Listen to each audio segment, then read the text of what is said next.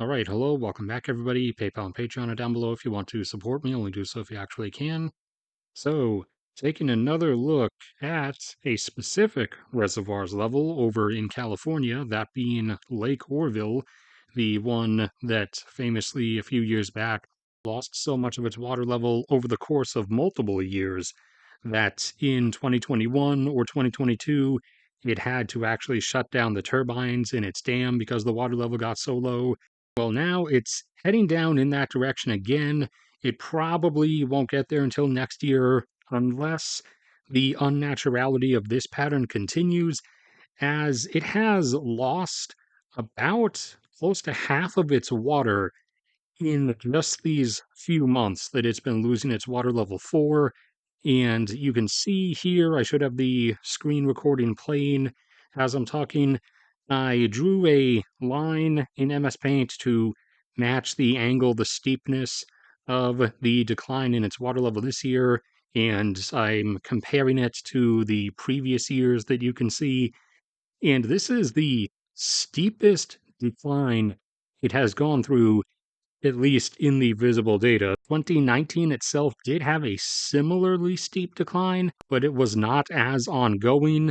And also, it did do the whole curve out or smoothing out, which this year is not doing, despite the fact that you can see it is at the point now where it should be starting to curve out or starting to level out in its descent rate, like Lake Shasta is doing, who is following its normal regular pattern. Lake Oroville this year has in total dropped from a full level of 900 elevation feet being the measure of the U.S. lake system. They are not measured by depth of the lake, they're measured in elevation feet, which is the height of the water surface above sea level.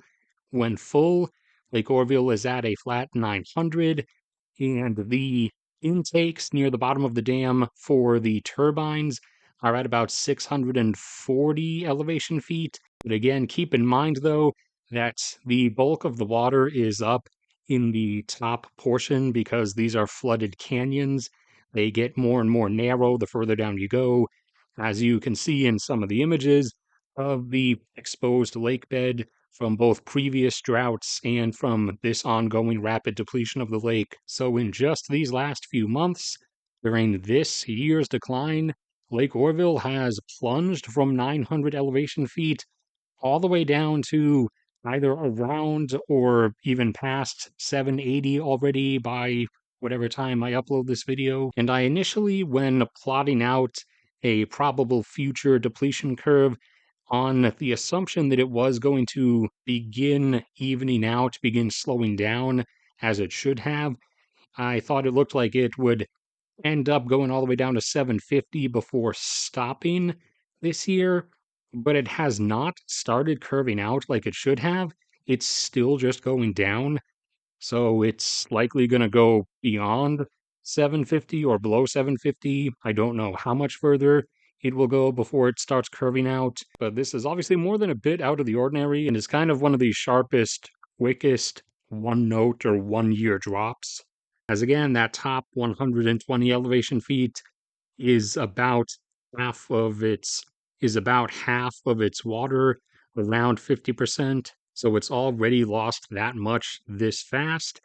And California is not even in that severe of a drought at the moment. And if this keeps happening, not just Lake Oroville dropping really fast, but this pattern we've developed of lakes or reservoirs in general in California, especially dropping over the course of a few years down to near empty and then refilling really fast, and then dropping down again to near empty again and refilling really fast in a single season or two. That developing pattern itself actually poses a different kind of risk than the water shortage risk, in that it poses a structural risk to the actual dams themselves, to the concrete.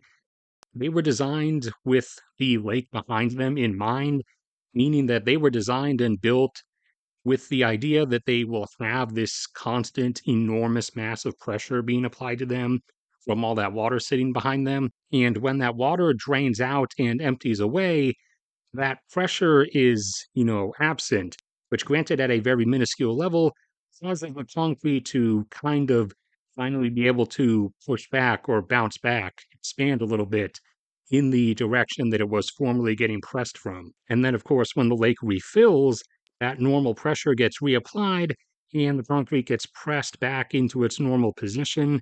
If you keep doing this over and over again enough times, you're going to start causing some integrity issues in the concrete.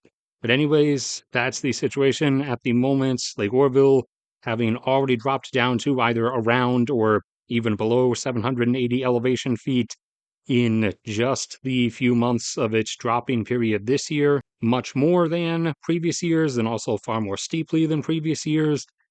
I'll continue watching this. I'm waiting to see if and when it finally starts curving out, it starts slowing down. But anyways, that's it for this one. So thank you everybody for sticking around and listening. Like if you enjoyed, subscribe if you haven't already. PayPal and Patreon are down there if you want to support me. There's a link in the description to a free access Google Drive with all kinds of different charts and data across all kinds of things you can look at. A link to my photography Instagram is below that. A link to my catch channel is in the top pinned comment.